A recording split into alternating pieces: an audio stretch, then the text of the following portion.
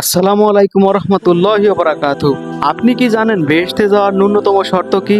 আল্লাহ সুবহানাহু ওয়া তাআলা সূরা আসরে বেহেশতে যাওয়ার ন্যূনতম শর্ত দিয়ে দিয়েছেন।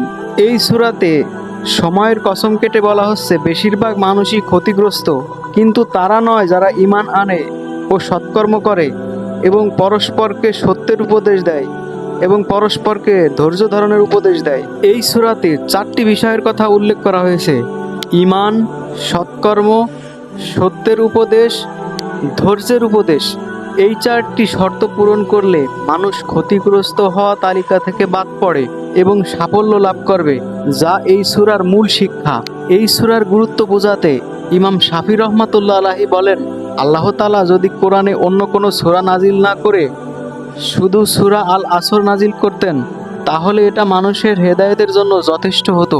সুতরাং এই সূরাটির শিক্ষার উপর আমাদের গুরুত্ব দেওয়া উচিত।